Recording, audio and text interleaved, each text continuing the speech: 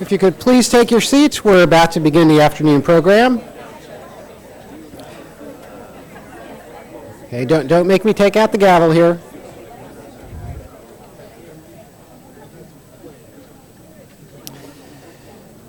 Okay. Thanks everyone and welcome back. It's always nice to see so many people show up after lunch. Despite the snow, which is falling again a little bit, again, no need to be alarmed. As Ginny mentioned, and as you've probably seen, our partner in bringing this event to you is the American Institutes for Research. It's one of the largest and most respected education research organizations in the country. And whether you know it or not, you're very familiar with the work they do. One of the great things about teaming up with a group like AAR is when you ask them, well, do you have somebody who could, help to provide some context on some school finance issues or important issues, say like special education? They can send you somebody who can do both. And that's who we're about to hear from now. I'm pleased to introduce to you Tom Parrish. He's a managing director in the education program at AAR, and he is one of the leading authorities on school finance issues, especially as they relate to special education. And he is also the director of the Center for Special Education Finance at AAR, the aptly named group. If you follow school finance issues, you're very familiar with his work. And as we heard from a comment he shared earlier, they've been doing some interesting work along these lines, and I think the way in which we look at programs like special education, which are extremely important, which serve important and very at-risk student groups, and are very expensive, are going to be part of this discussion we're having in education in the next couple of years. And so we're very pleased to have Tom here today, and he's going to share some thoughts. Thanks.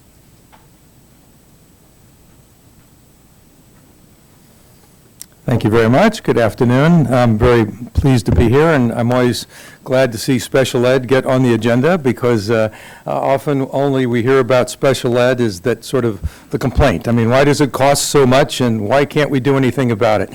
So I'm going to talk a little bit about that today. I think probably there are things we can do in special education, and the title of my talk is Providing Quality Special Education Services in Tough Economic Times. There was also a very interesting article. I know the Ed Week Quality Counts has just come out, but Christina Samuels has actually got a great article in there called Finding Efficiencies in Special Ed Programs.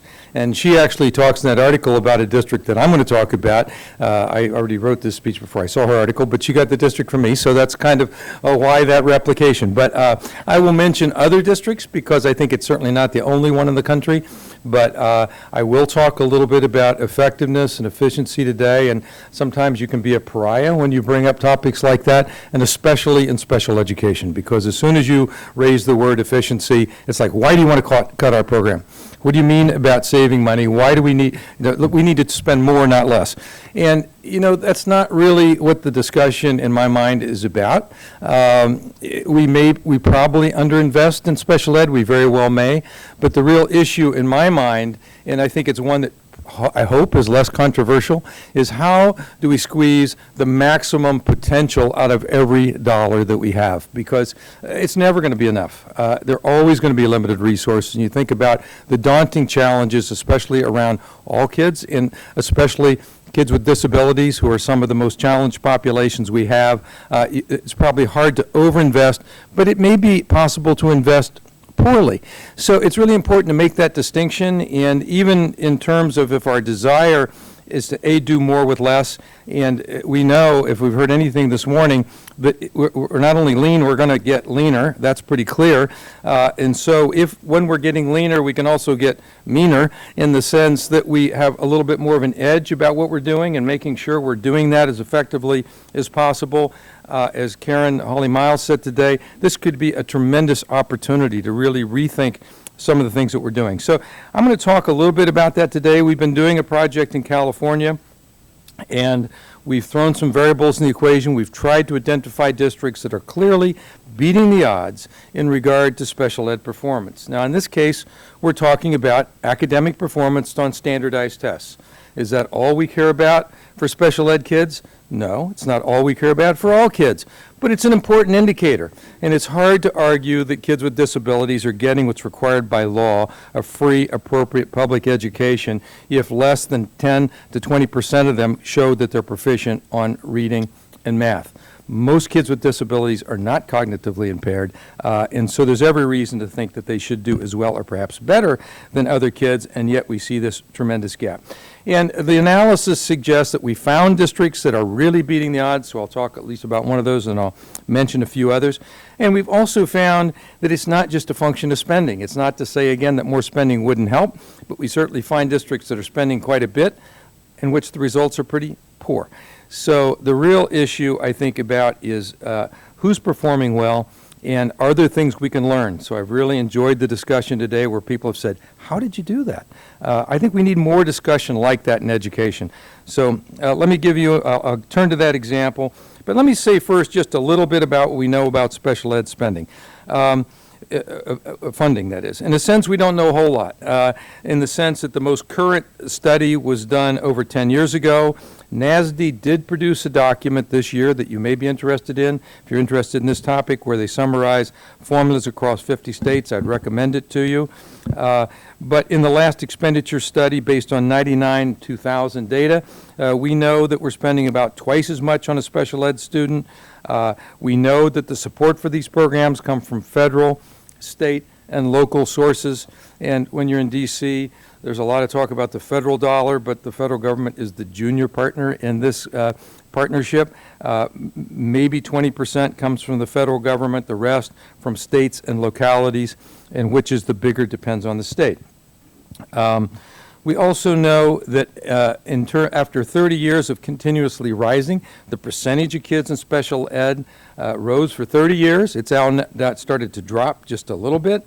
That's important around finance because as the percentage identified goes up, of course, the percent share spent on special education goes up.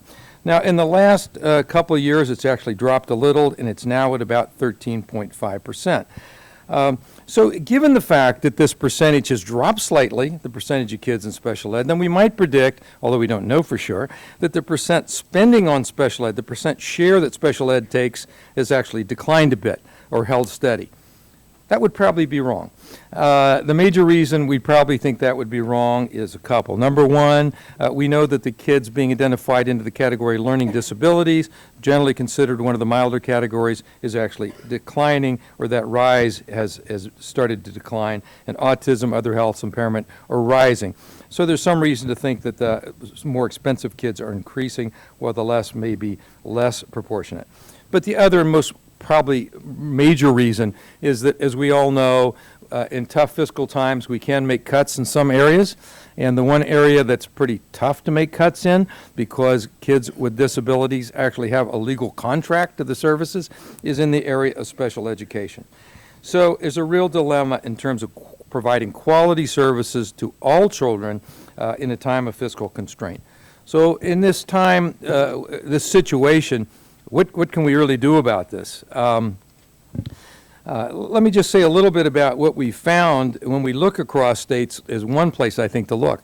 Number one, when we look at state funding, what we find is that there are huge disparities, at least in the states we've looked at pretty carefully, in state revenues per special ed kid. So equity is a real problem. We're giving a lot more to some districts than others, and I think special ed tends to be a black box, and we tend to ignore equity, but it's probably at our peril.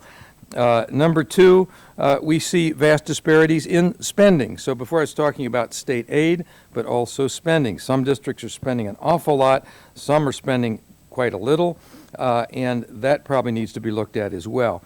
And last, we see vast disparities in educational results. So and hardly anybody looks at that.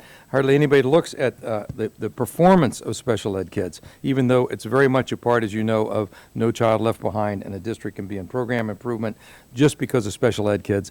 But we see ranges and variation from about 5 to 10% of kids proficient in special ed to 60 to 80%. So we need to understand a little bit more about what's causing that, and those disparities exist when you hold poverty constant, when you hold other mix of disabilities constant, when you mix percentage of kids in special ed constant. We still see those. So we've tried to focus on districts that we think are worth looking at because they really are beating the odds, and they're breaking that mold and doing something different. And the one I'll point to today is Sanger Unified. Sanger is about 80% poverty. It's in the Central Valley of California, which is one of the poorest areas in the United States. It's over 10,000 students and about 25% ELs. So not an easy place to intervene, and the funding in all of California is low. So it's not like they have a lot of resources. And so basically Sanger is outscoring the state considerably in terms of performance in kids in special ed. And I think what's even more interesting is that they're doing it identifying a much lower percentage of kids into special ed. So if you want to say to me in a second, how do I reduce costs of special ed? The answer is identify fewer kids. And you say, well, okay, but how do I make sure they get quality services? Well, identifying them doesn't mean they're going to get quality services. So quality services can happen inside a special ed or outside. In Sanger, they identify 8% compared to the national average of 13.5. But by the way, the whole state of California identifies 10%.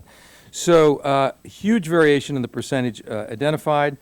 Sanger scores, for example, 49% competency in math compared to 33% state average and 28% in districts in the same poverty decile.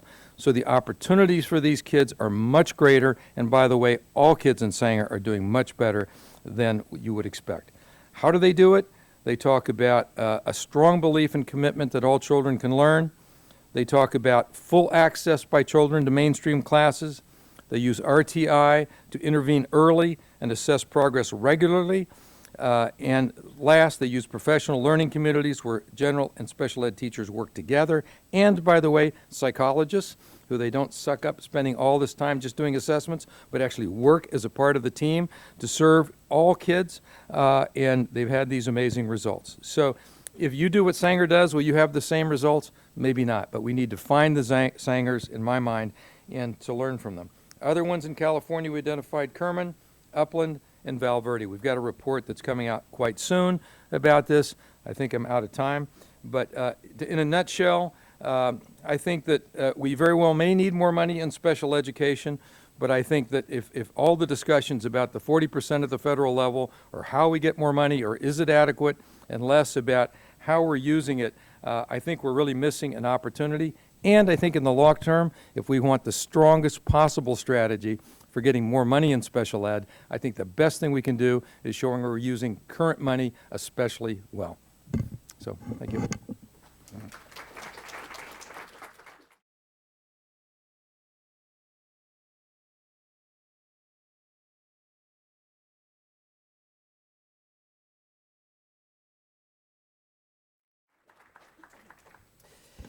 Right. Special ed is obviously an important issue in and of its own right, but I think what we can learn about how to approach effective educational programs in tough economic times, it's an especially important case. So I see that we're waiting in the wings over there, so we'll call up our next panel. And I'd like to thank Tom for his remarks. And as we're, folks are coming to the stage, I'll just share. I live 2 doors down from a special education facility here in Maryland. And on the occasions when I am kind of in the neighborhood during the school day, I'm really struck by the number of school buses that are kind of idling around. And it's not from an environmental perspective, it's from where these school buses are from. They're from at least 5 or 6 different school systems in 2 states and a non-state jurisdiction, DC. And I swear I saw a school bus from West Virginia one time. So I think that speaks to, the kind of nature of the challenges. I can't imagine that, having a school bus to bus, 1 or 2 or 3 students around is a very efficient way to spend money. So even if it's in an area like special education, where there are some significant legal issues as well as educational ones, I think it's time that we're going to have some hard discussions. So as we turn to our final panel of the day, we're going to get back up to the 30,000-foot level a little bit more and talk about the broader policy and maybe a little bit political perspective here in education. I'm going to introduce our moderator now. It's Allison Klein. She's a staff writer at Education Week. And if you care at all about education politics, then you know Allison quite well. She's one of the writers of our Politics K-12 blog. And knows all things DC politics and education. So I'm going to turn things over to Allison. Okay, thank you, Chris. Well, as most folks in this room know, we're heading into an exciting and potentially scary and high-stakes time for education. As we've been hearing kind of all morning, we're in the midst of a major funding squeeze that it's likely to be worsened by the so-called funding cliff as districts and states cope with the end of money from the stimulus and edgy jobs. But at the same time, this is a really exciting period for K-12. States are beginning to implement their Race to the Top plans, and even some of the states that didn't win Race to the Top are hoping to get parts of their plans off the ground. And of course, states are working on the Common Core State Standards Initiative, which is, as you all know, unprecedented. And we also have an opportunity to reauthorize the Elementary and Secondary Education Act. As someone pointed out to me this morning, the law has been on the books for 10 years, and we still haven't seen a bill. We may get to that this year. So we're lucky to be joined today by folks who come from really a variety of different perspectives who can talk about these issues. With us today is Noelle Ellerson, who is the Assistant Director of the American Association of School Administrators. And Noelle has actually been following the economic downturn really closely. She's created a series of surveys on how it's impacting districts. We're also very lucky to be joined by Bethany Little, who is the Chief Education Counsel for the Senate Health, Education, Labor, and Pensions Committee. Immediately before taking that job, Bethany was a vice president at the Alliance for Excellent Education, where she worked really closely on high school reform issues. And for any reporters in the audience, anybody who is watching us on a webinar, you should treat Bethany's comments on background. And I'll be treating Bethany's comments on background too. We're also joined by Gerard Robinson, who's the Secretary of Education in Virginia. And before taking that post, Secretary Robinson was the president of the Black Alliance for Education Options, which works to promote school choice. And we're lucky to have Andrew Rotherham, who's the co-founder and partner at Bellwether Education. That's a nonprofit organization working to improve outcomes for low-income students. Mr. Rotherham also has a Virginia connection. He was a member of the state board there, former member. And he writes a weekly column for Time Magazine, and he writes really my favorite education blog, EduWonk. So we're going to start, as Chris said, sort of at the top level here. And as you all have been hearing, the theme of Quality Counts this year was education finance. And certainly, as a reporter, the biggest education finance story really of almost the century, even though it's just the beginning of the century, was the American Recovery and Reinvestment Act. And as most of you know, that law had two aims. It was to save and create jobs, and also to help spur reform. So I'm going to ask these folks to put on their teacher hat and grade the stimulus, sort of give the stimulus some sort of a grade on each of those two goals. And we'll start with Mr. Robinson. Well, first of all, I bring greetings from Governor Bob McDonnell and members of the administration. I want to thank Education Week for the invitation to participate. It's always great to come to D.C. I was graduated from Howard University, and I used to work on the staff of Superintendent Arlene Ackerman. And so financial uncertain times, I've seen that in many ways. I would say on the part about creating or saving jobs, we received $1.24 billion in stimulus money in Virginia. 6,618 jobs were either saved or created. That's important. I think that's very good. On that part, you had to give a grade. I'd say it was a B. We've got a 100,000 plus teaching force. But in the areas where we needed it, that made a strong difference. In terms of reform, I think it was important. It actually helped stabilize some of the programs that were in place from the previous administration, and more importantly, it provided us a platform to walk in and to look at some reform items with the money that was there. And so I'd say I'd give that a B as well. Of course, I'd like to see the money extend, but we know that will not take place, at least right now. Noelle, obviously you've been talking to districts quite a bit about this. Absolutely. I would share in the grade of a B when it comes to terms of saving jobs with the ARA stimulus. Our districts reported a huge ability to save jobs. I would give a slightly lower grade in terms of reform and innovation. That varies more state by state, but it has to do with whether the dollars were in addition to or in place of state dollars, and that tied a lot of my members' hands in terms of innovation and reform. Andy, I know you've been looking at this at Bellwether. Yeah, so I want to say also it's great to be here. Any panel that has two Virginians on it must be all right. It's a pleasure to be here with you all today. So yeah, we wrote a paper on this at Bellwether and with our colleagues Education First, and I hope you'll read it because we worked hard on it, but I'll save you the time. The basic punchline was there was a lot of mixed messages in here, so I would give it actually an A on saving jobs. It clearly did that. Whether that's a good or bad thing is actually a raging debate, and whether it sort of created stasis and compounded existing problems, or and just sort of postponed a day of reckoning. But I think in terms of just did it save jobs, that's an A. In terms of reform, I'd give it an incomplete, and that's because I think it's just too soon to tell. I mean, the major reform elements in it were Race to the Top, I-3, the SIG grants, pieces like that. I think a lot of questions about the SIG grants. That one's coming in more into view, the school turnaround grants. But Race to the Top, the big one, just too soon to tell. I mean, the amount of state level activity was unprecedented in terms of state policies being changed and so forth. What we don't know is how durable will that be, both in winner states and non-winner states, and so that's one set of outstanding questions. And then second, we don't know, everybody wants to declare a verdict right now, but we won't know for a while, does this really change the picture in terms of student learning? And that's not, we may not even know till really towards the end of this administration's watch, if they get a second term, what that actually looks like. And so I think the only honest grade you can give it at this point on reform is an incomplete. Okay. Bethany? So in politics, grading things is always risky business, so I'm not going to do that part. No, that's fair. But I will say that I think you've heard a lot of the analysis that's extremely accurate. I would add to that the fact that that it could have been no reform, even with the money that was set aside for reform in the bill. And remember what a small piece of that money really was about reform. The vast majority of it was not.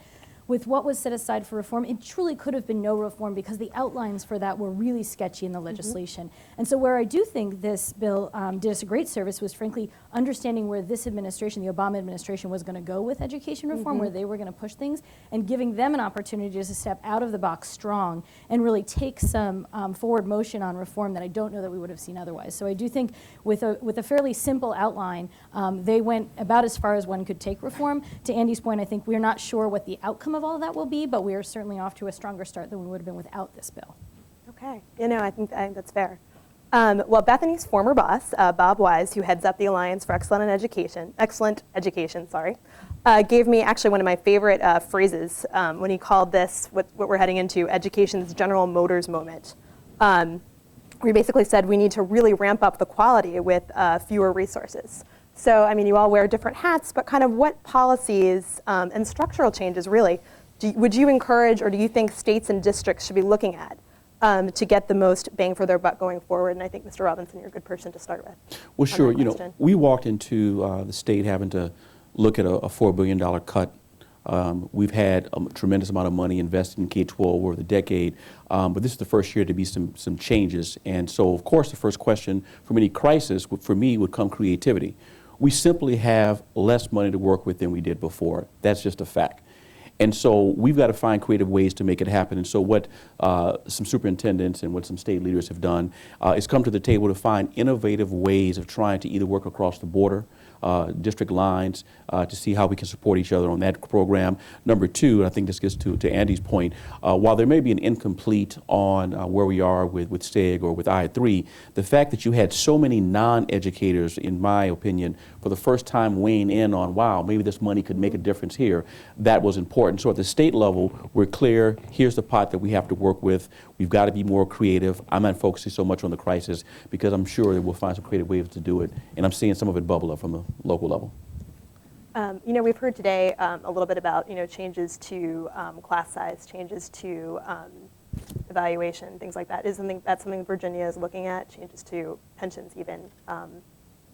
Well, yes, we've introduced and made public information regarding our Virginia Retirement Service and having to pay in, which is a part of a very healthy conversation taking place. We're one of 4 states over a 27-year period where certain employees didn't have to pay into it. Where we are right now, we're going to have to request that there's some buy-in from those who benefited from state support for years, and so that's one way of addressing it. Okay, great. Noah, can you tell us a little bit about what some of your members are doing? Absolutely. They're doing a little bit of everything. They've been doing a little bit of everything since the recession started. And when it comes to the policy changes, the easy ones were the first to go.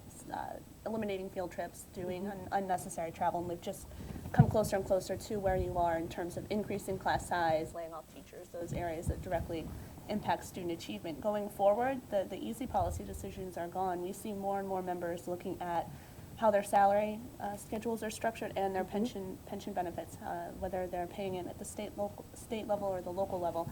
And it plays off of a theme that's actually mentioned in the report that you all put out today, and it's the idea of layering these changes not on top of the existing system. It's really getting at the structural changes, and they were able to avoid some of the political obstacles that come with the serious conversations around restructuring salary and pensions, but that's where they are, and I think that's where we'll continue to see them go. Yeah, so it sounds like it's kind of an opportunity to look at. You remember seeing it as an opportunity to look at some of those, yeah. They do. Andy, I know you've written quite a bit, especially about pensions.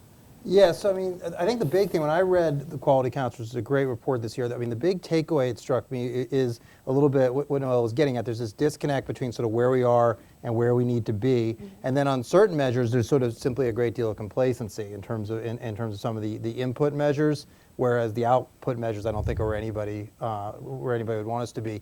And that's, I mean, that strikes me, that's a really complicated tension, both substantively and politically, and that's sort of where we are. If that's the General Motors moment, I think they may have actually had it easier in some ways than we did, and it's unclear they got it right.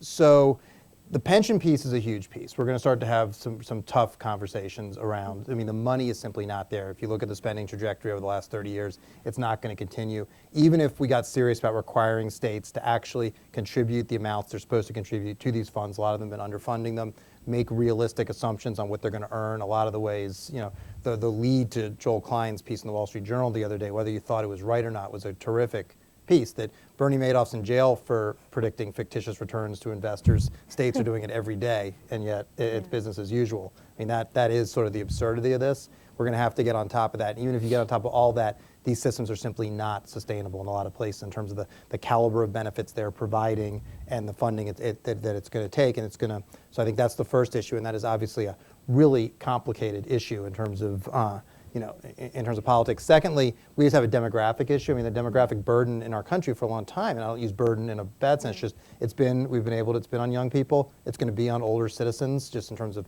health care, more generally with retirement. There's huge ripple effects of that through the economy, whether you want to think about sales tax, property tax, there's all kinds of consequences there that we're just starting to understand. And so there's going to have to be sort of a systemic unwinding, and it's going to force us, I think, to have some hard conversations. So we say, like, we don't want to raise class size because that could impact student achievement. I mean, really, if you look at the literature, we could raise it in certain grades. We could raise it in certain subjects. I mean, there's ways to sort of start to think about that. We could also lower it much more in other subjects to think more creatively. And there's still little, I know Karen Holly Miles is here today. I mean, people like Karen, they're sort of like little, they're little gems in our field because there's so few of them, right? And that speaks to sort of where we are in this conversation. And I think you're going to see over the next decade just a revolutionary rethinking of sort of these spending questions and ideas that come out that are now considered sort of heretical. I think are going to have to become, they're just going to become an ingrained part of the dialogue, just because things have changed in a way that even when we pull out of this recession, we're not going to go back to the way it was, say, pre-2006. Yeah. Bethany, do you see a federal role in any of this, or is it sort of the Fed's job to kind of back off? So I think that's a really interesting question, and I will say where these financial matters hit hardest and matter most really are at the school level and at the district level and at the state level. But let me take it to the small corner of the earth that I inhabit and talk about how it impacts the legislative environment for a second, because there really are a lot of people saying, well, if we thought we might have trouble getting ESEA done before, given the current financial environment, forget it. There's no way that you can do something hard in this kind of environment, and ESEA reauthorization, for better or worse, is largely seen as hard. But I think there are a couple things to remember about that. One is that I would love to have the couple $2 billion that we threw at it in 2001 to grease the wheels and get it across the finish line. But if school districts and states are being asked to figure out how to make hard decisions and get things done without the money, then to some degree so should we, right? It's time for us to actually say, can we make some hard decisions despite the lack of money to make it easier? And I am hopeful at this point that Congress is going to do that. But I do think that it then becomes incumbent upon us not to make this just a rollback bill. It would be very easy right now to look at the situation and say, okay, then let's just step everything back. Let's have less federal government requirements because they add burden and that means expense. But the truth of the matter is they actually add things that matter to kids. So we heard about special education, and there's no doubt without IDEA, kids with disabilities would be not nearly as far as they are in their educational quality, and they have a lot further to go. That's true of just about every group of kids that's at risk at in this country. The federal government's involvement has, by and large, meant steps forward. And I don't think we can afford, just because it's hard and just because we're in a tough financial time, to only make this a moment about rollback. This has to be a point where we ask the tough questions of, what do we need to move forward with, whether it's easy or not? This is the moment to make that step, and I'm confident at this point that we're going to give it at least a good try. Okay, I definitely want to hear more about that. Me too. And we'll get to that actually in our next question. So obviously we have a brand new set of players on Capitol Hill, and also out in the states making those decisions. So this will be kind of a great chance to talk about ESEA. What issues do you all see kind of coming to the forefront with this kind of new crop of policymakers, both at the state level, Mr. Robinson, and then also in Washington? Governor McDonald and several newly appointed or elected governors had a chance to speak to some leadership in the Department of Education about ideas they were interested in. Of course, reauthorization was important, particularly from Virginia's standpoint, is making sure that we don't have to adopt word by word the Common Core standards. And I know that's controversial, and we can debate that, but we've got standards in place, and we didn't want that to be a reason in terms of money for us to be on the table. Number two, we looked at issues of options. What can we do to make sure there's still money in there for the innovative programs? What would that mean for public charter schools? Will there be any language in there for the private school sector as well? And third is, what are we going to do to make sure that our students can remain competitive, not only domestically but internationally? In Virginia, we've got a strong push right now, particularly at our higher education level, for more STEM graduates. It just means that at the K-12 level, really middle and moving forward, we've got to find ways to get people interested in science and technology and engineering and math. And some states have moved in one direction or another. We want to make sure it can happen, but that's something that we would like to see with reauthorization. Strong points on that. Okay. Noelle? I'll pick up on some of those same themes. At the state level, I see a lot of my members being able to have a little bit more flexibility. We've seen some state legislatures loosen their reins in terms of how specific program dollars can be spent, and we've long said that flexibility can be just as good as new money. So that helps alleviate a little bit of pressure. But beyond that, taking it more to the federal level, with the new face of Congress, we're anticipating a few more issues around vouchers. We anticipate having to have that ongoing conversation in the larger context of more choice options in schools, but we anticipate that one. And we're quite optimistic that ESEA will continue to move forward. We're hoping for a completion this year. And then always IDEA full funding. That's one that's near and dear to a lot of people's hearts on the Hill. We just like to see some work on that. Okay. Andy, what do you see kind of in the new political landscape? Yeah, and do you want to talk about ESEA now or later? Well, we can, it looks like we've already opened the door. Well, I'd say on vouchers briefly, yeah, I think that is going to be that's an issue that is going to reemerge, choice in general. Right. I mean, if you sort of just count noses straight out, the votes are there in both chambers to pass the DC scholarship bill and reinstate that bill. Bethany's giving you a look. Yeah, Sorry. but the question will be, I mean, if you look at people's past voting records and so forth and statements on it, the question will be, does Vincent Gray, for instance, come out and say he opposes it, which is something that Mayor Fenty never did. That gives people, you've had people who have said that they don't personally support it, but if the city wants it, they'll vote for it and so forth. So there's sort of a lot of, there's a lot of chess to be played before a bill would potentially reach the president's desk. But if you just look, the potential is there. That's an issue that people love to fight about, and so it revs up both sides. The other big issue is obviously going to be spending. I mean, you have in the House, I think the two most sort of interesting things to watch are, can John Boehner sort of control the Tea Party within his caucus to sort of get things done, and can they actually move legislation that is acceptable. To enough of the new folks, who particularly around issues like spending. So I think that's going to be, and then second, the dynamic between Senator McConnell and Congressman Boehner, who obviously have very different imperatives on them now in terms of where they are. And so I think that those are sort of the things to watch in terms of the players.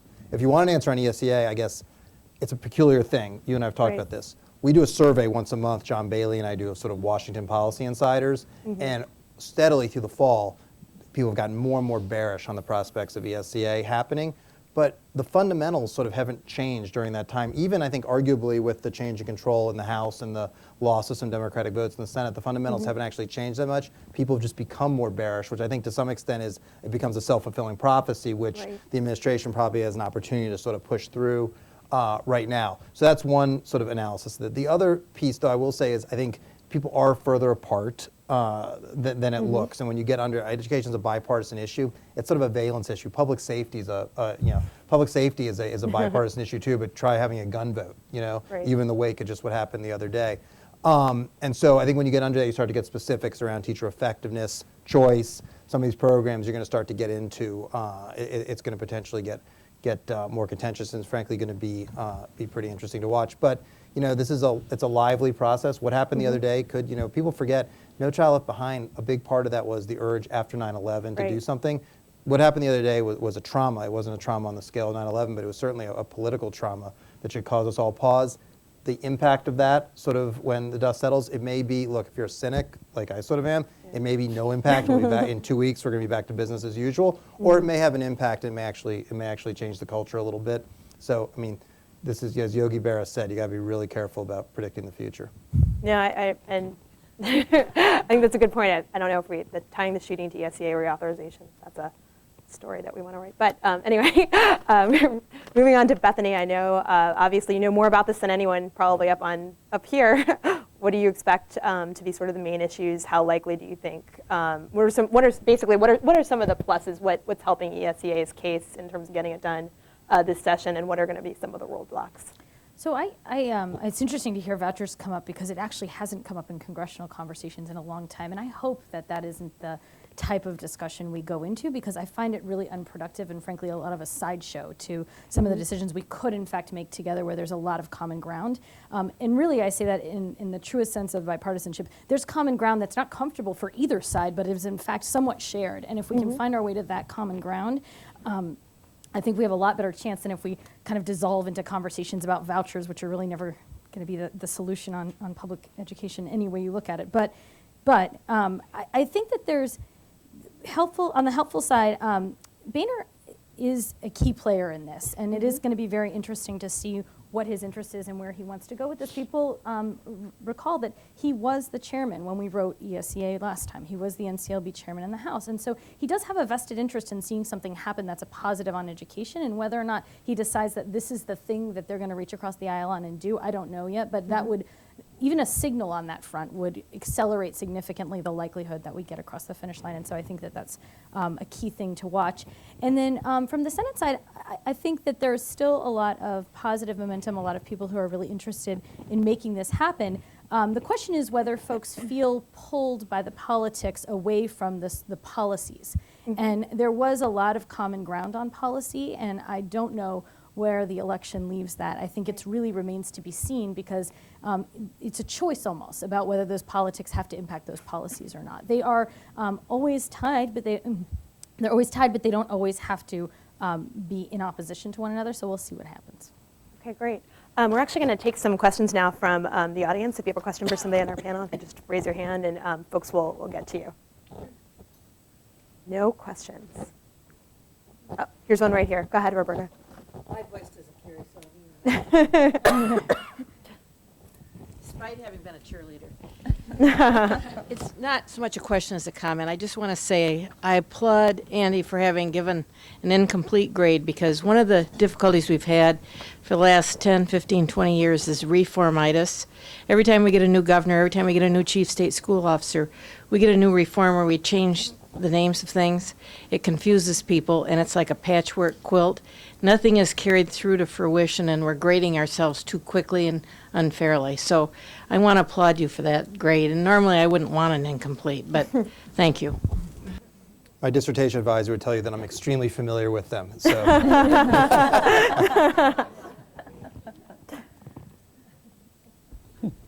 Hi, I'm Mike Town. I'm an Einstein Fellow with the National Science Foundation. I want to direct this question to Bethany, but maybe the rest of you might want to focus in on this. The PCAST report came out, had a lot of recommendations, of course, for STEM education reform. Are there any components of the PCAST report that you think are more viable for actually being put either into ESEA or a standalone bill for this session? It's interesting. As much as STEM is a priority for the economy, it's it's not been a massive conversation in federal education reform. We have the America Competes Act, which was kind of the place that all the energy around STEM seemed to go, and we actually just reauthorized it right before, in the Senate, right before we broke in the most productive Congress ever. And yet, I don't feel like that was a real airing of the discussions around STEM and what it would really take to improve science and math performance, and I'm not sure I see one coming our way. Interestingly enough, that is not where most of the discussions on education reform, at least from the federal perspective, really are right now. Do you want to add something? Well, I guess I would just add, I always sort of, when the STEM conversation comes up, I'm a STEM contrarian, and so like I'll pick on my own state. If Virginia wants to get serious about having more STEM graduates, we should just get serious about closing the achievement gap. You know, the STEM strategy right now is largely predicated on trying to entice people who already have choices to make a different choice. So that's people who come up through, you know, good, for example, suburban high schools, affluent white kids who are choosing law, they're choosing medicine, they're choosing the humanities, they're choosing professions like all of us chose, and trying to induce them through scholarships and other things to maybe choose a STEM career. And then meanwhile, in a city like this, you have 9% of the kids getting a bachelor's degree within 9 years of starting ninth grade. They don't need inducements. They need the ability to make those choices in the first place. And so I always just want to sort of respectfully submit the idea that perhaps our future STEM talent is all these kids we lose, the 50% of minority kids who don't graduate on time, the low-income kids with the wrong end of the achievement gap, and that sort of rather than a continuous STEM conversation about how do we get a few more affluent kids to not go into marketing or not go into finance and go into science and tech or the big H-1B fight, that we just get serious about fixing the fundamentals of our system, some of which you see in the report that we're discussing today. Okay. Any other questions back there? On that note, sorry. Yeah, sorry. No. You're it's not ready to throw yourself Yeah. off the ledge. Yeah. We haven't done our job. Hi, I'm Neil Snyder with the American Speech Language Hearing Association, and I had a question about teacher assessments and value added, or whatever you wanted to call it. If it's already allowed under ESEA law, and it seems to be like the flavor of the day or the flavor of the month, where would Congress go or think they might go in advancing this or promoting this or in the next reauthorization? That sounds like a Bethany question. Is that something you feel like you want to I'd answer? be really interested in what it's certainly, it's allowed. Just about everything is allowed under ESEA. And I do think that one of the things that you asked us to think about trends when we were coming here. What are some of the trends? And I do think one of the things that is a trend, for lack of a better term, in the policy discussions around ESEA reauthorization is more of a clear focus on the teaching and learning, which sounds silly to say about an education law, but really last time around we talked a whole lot about systems and accountability, and I think people are really interested in talking about what can we do to help people with the teaching and learning part, since we can do all the accountability in the world, but until we talk about teaching and learning and what happens in a classroom, we are never going to improve education.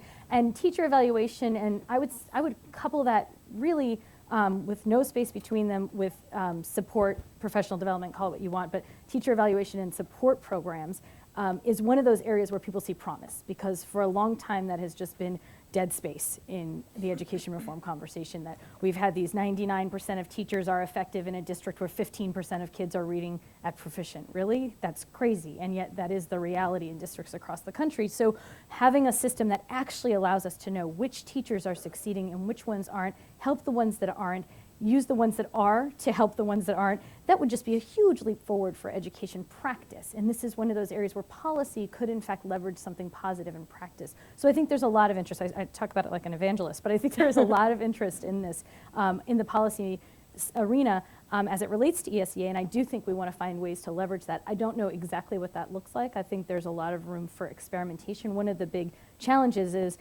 we could decide tomorrow that we should absolutely do something required on teacher evaluation, and if we tried to design it the way we did AYP, it'd probably be a disaster, right? We are not at a point with teacher evaluation with the science and the art yet to mandate from the federal level exactly what this should look like in every school district in the country. But what we could try to do is make sure everybody's doing it with some basic parameters and let folks really try some different things and see what works.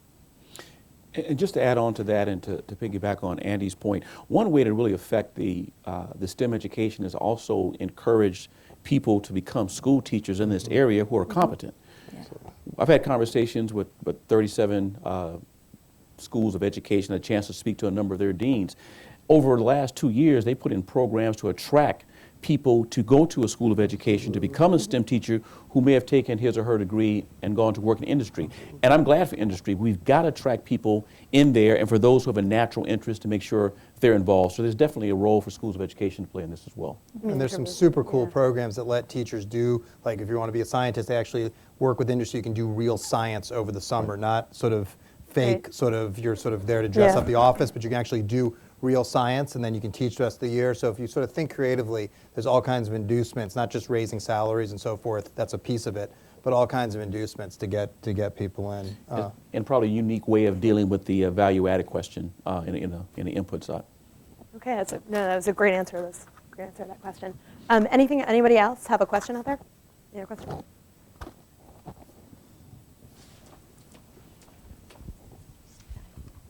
Sure. Hi, I'm Peggy Siegel, education free agent. Starting with Bethany's thought about starting with teaching and learning on up, and what would you like to see to be the outcome of I3 in terms of both sharing lessons learned about innovation on the Hill to inform policy moving forward? So I think what we'd love to see from I3 is that the lessons learned are actually shared with the people who really could use them for practice more than anything else. I think one of the areas we are really falling behind in the federal role is about the ability to really spread best practice, to evaluate things rigorously and help more people find them who need them. The number of people who say, I would be happy to do this better if someone would tell me how. And there's no someone out there. So I do think there's an opportunity with I3 to do some of that and help to inform practice a little bit more. I do think it should inform policy too, although really I would love to see more research and data, more deep research and data that would inform policy. I think one of the areas we struggle with the most is when we go to write a policy and we look around and say, I'd like to make this a real evidence-based choice. Let's look at the research and see what the answers are. And when we look at the answers, there is no research, or the research that exists is ambiguous. It gets really tough to make policy without those that type of information. So I'd love to see a lot more of that available to policymakers and to practitioners. I think everybody could use a little more of that. Okay. Does anybody else want to talk about I3 without? Go ahead. I would just add, in addition to the more general call for research, I would be very interested in that rural focus. We see a lot of urban oversamples or urban case studies, and there's something like 13,900 school districts in the nation, and 5,000 of them enroll less than 600 students. So when you have that many of your students in small schools, I would be interested in the research phase specifically for your more small and your more rural districts.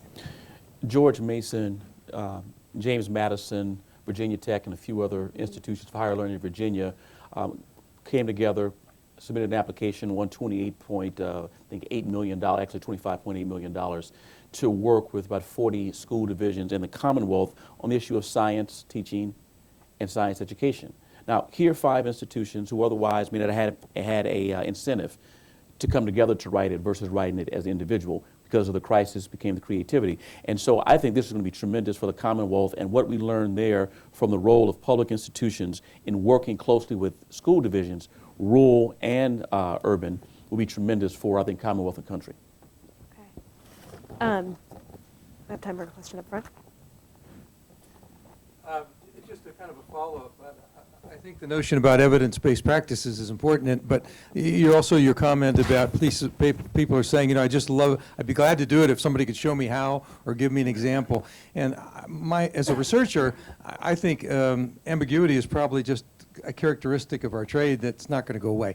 So I'm a little frustrated, and I just wonder if you see any change at the federal level about the notion. It seems to me that some of the evidence-based practice focus hampers these discussions, because it's almost like if you can't prove it, then don't talk about it.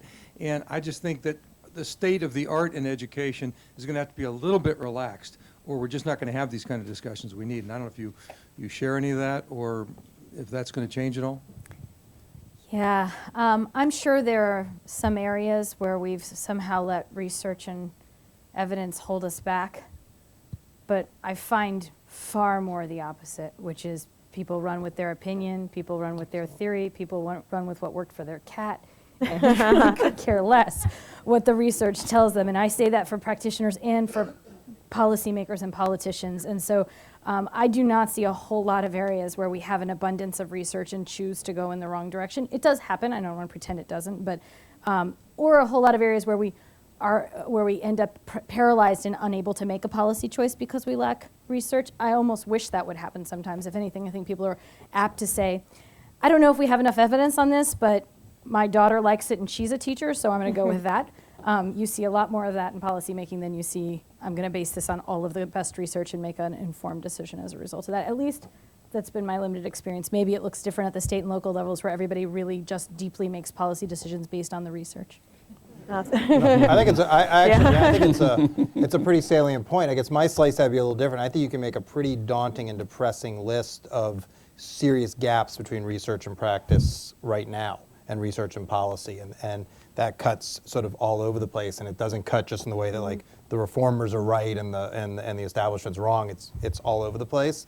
And so I think the part of Bethany's point that I think is this stuff generally gets made based on people's preferences, hunches, and so forth. And in our field right now, we have such an unhealthy culture about research. We weaponize research more than anything else. And so this is something I think that is sort of extremely discouraging, because we can't even get some of the foundational things where the evidence does point in a clear direction. We can't even get that stuff fixed. So then we can get to the conversation you're talking about, which is really the richer one, where there's all this ambiguity and you have to start making judgment calls. We can't even like have that conversation in a sophisticated way, because we don't even have a culture to have that first conversation, which does, I will say, set us apart from some other fields that do sort of have their house in order a little bit better on consuming research, frankly, more like grown-ups than we do. Do either of you want to talk about sort of the state and local perspective on that? I was just going to add that even with the research that's available, the research was more likely conducted and analyzed and written up in a better fiscal situation, a better budget environment than what my members are operating in. And while it won't necessarily have a huge impact in terms of if it could be replicated in this different economic climate, I do think there's a level of caution that needs to be heeded when you're talking about, well, this research specifically worked. There's an absolute priority for my members to make their decisions based on research, but the decisions they're making now in the next 2 or 3 years as they continue to operate in a financially constrained time, I think that will weigh in as well as a factor for them. The governor's K-12 Opportunity to Learn agenda, we have 3 new laws from that. We used evidence-based research to support that. On a couple of occasions, we had actually researchers talk to us about that. For our higher education legislation, it's the same thing. But, you know, really, we don't have a problem with not knowing what to do. I mean, Ron Edmonds in 1983 told us what it took to educate poor people. We know more about the brain today than we did 15 years ago, and it's in how to make that matter. Mm-hmm. So this isn't a knowledge problem. This is a political will problem. And I tell people all the time, we can talk about closing the achievement gap, but we don't have an achievement gap problem. We have a political crap problem. And until you deal with the political crap problem, you'll never close the achievement gap problem. I think that's my new favorite phrase over General Motors at the moment. We have time for one more quick question. Go ahead. Go ahead, Susan. Let me push the envelope a little bit beyond ESEA and the moment, and bringing us up to speed for the last 10 years, right, that we've been waiting for this. Susan Frost for the Asia Society and Sheridan Group. We know that our graduates now, whether they're high school graduates or college graduates, don't know enough about the world and are being called essentially linguistically incompetent, right? We don't speak another language. Every other graduate from every other country speaks at least one other proficiently. We're not looking at that because we don't measure it. We have decided not to fund PISA to look at languages because we already know the results, right? So we don't really want to know how bad it is. But as you all are looking at true global competition, how are we going to get our teachers and our students to know more about the world, right? Not only to internationally benchmark against standards, at least we've gone that far, but to actually compete on the world market for jobs of the future. Okay, I think anybody up here wants to take that one. Can we be I'll be completely politically incorrect. I mean, this is a bit of a luxury we have. I mean, what's the international language of aviation? It's English. What's the international language of commerce? I mean, this is why India is an interesting competitor for us, because it's an English-speaking country, and so it creates, the dynamic there is a little different. I mean, so I guess I take your point, Susan. I mean, this is something that is personally important to me. I think but I would say, sort of, I'll look at Virginia and our challenge. We have, right now, our low-income 8th graders, what is it, about 15% are proficient on NAEP? So 15% are proficient in our language. And so I think we ought to focus on that first and foremost. So I'm all for this, and I'm being a little glib just to make the point. I'm all for this, but I think sort of we have some really foundational problems that, as we look at all these other things, I think we can have a tendency to ignore. So that's the only caution that I would offer there. The scale of the problems that we have should sober us in terms as we think about as we think about the heavy lifting. And I would echo that sentiment. It goes back to an earlier part of the conversation we were having earlier, where you lay over your innovation and reform on top of your underlying foundation. And a lot of my members, they're trying to teach their second language students English, and some of their students aren't even fluent in their native tongue. So if you overlay other additional language requirements and expectations before you have that foundation squared away, I think that's where my members might have more of an interest in squaring up the fluency there, and then beyond that, once you have a solid foundation, then be able to move into the more worldly languages beyond English. No, don't want to touch that one. No, I think one of the most ahead. interesting conversations I had, Yeah. I was on a flight back, I believe, from Senegal, and was sitting next to a young lady. She was in the 5th grade, and when I graduated from Howard, I was a 5th grade teacher, and so we had a conversation, and we had gotten into a conversation about a passport. And she said, well, when did you receive your first passport? And I believe I was actually 22. And she thought that was the funniest thing in the world. She'd had a passport since she was 2. Right.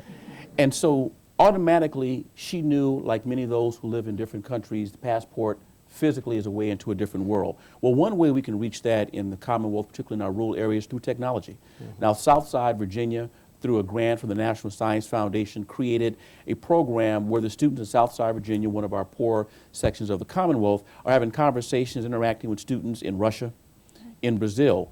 Small but unique way of opening the dialogue where physical travel alone may make a difference. So that's one thing we're doing. I would have to disagree with Andy on the NAEP piece. I understand where he's coming from specifically in terms of scores, but if you actually look at the number of Virginians, particularly blacks, who are proficient in the tests that we give at the state level, we're seeing some major gains over the years.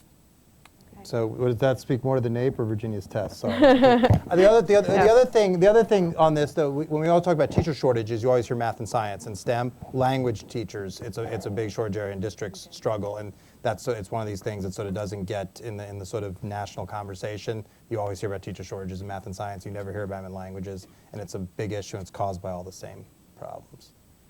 Bethany, any final thoughts? No. Okay. All right. Thank you all so much for coming. We had a great panel. Thank you. Sorry.